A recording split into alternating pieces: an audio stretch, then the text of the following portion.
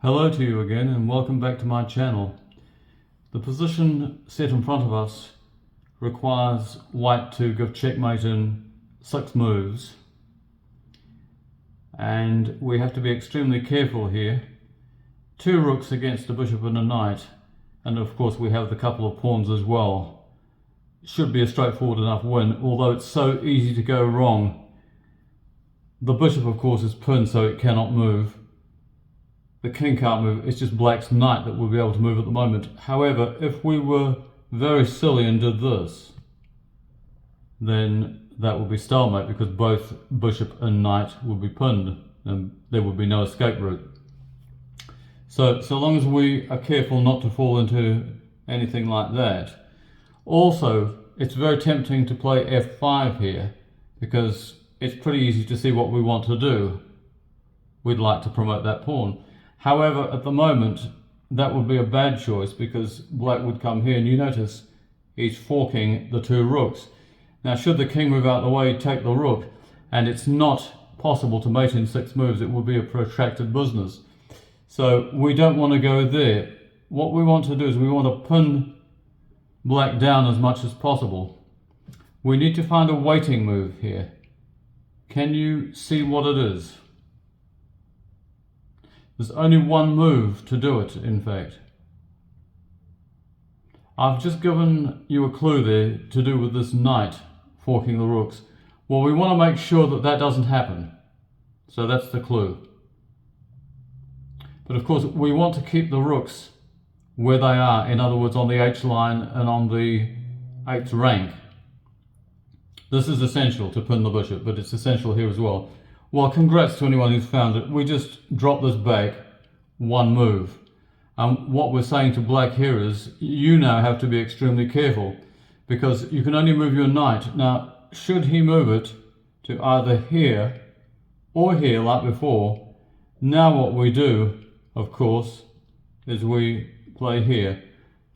And there's nothing that black can do. He can drop his knight back and then it's rook h7 mate because this bishop is pinned. So that would not be a happy choice for black. So by process of elimination, he only has 1 move, and that is to drop this. And this will become a regular feature as we move through this study. So what does white do now? Well, now he takes his opportunity of pushing this. And if you notice here, now the bishop isn't pinned. But it would be a mistake to play here, for instance, or anywhere down here, because what would happen is white would simply take off.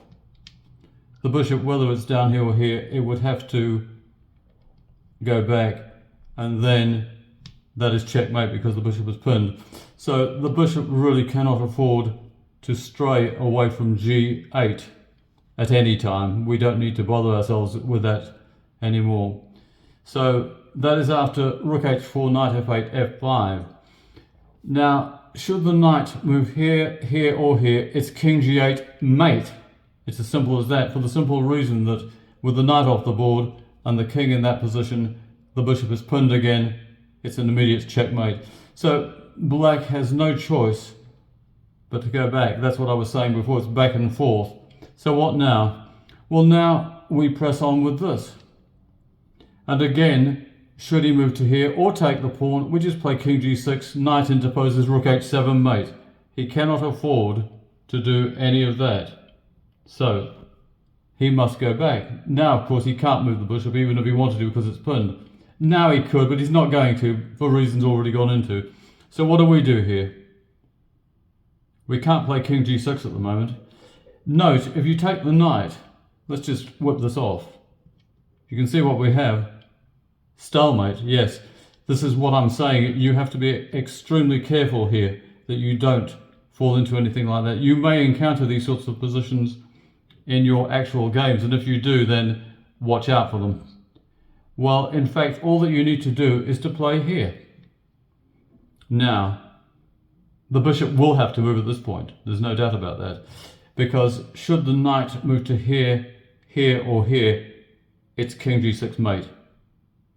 In fact, where the knight moves to here or here, or here, we can even take the bishop, promote it to a queen or a rook, and it's mate. So that moving that knight is clearly not an option. Just take a look at that again, and you'll see what I mean. Or from here, or from here. It makes no odds. It's checkmate. So really, he's no option but to take this pawn. So he takes it. What do we do now? Well, we take the knight.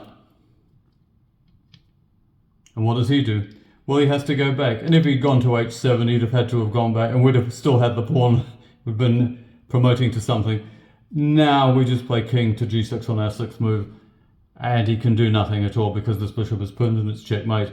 That is quite a useful study, and it shows you that it's pretty straightforward to win with a couple of rooks against a bishop and a knight, but never take anything for granted in the game of chess.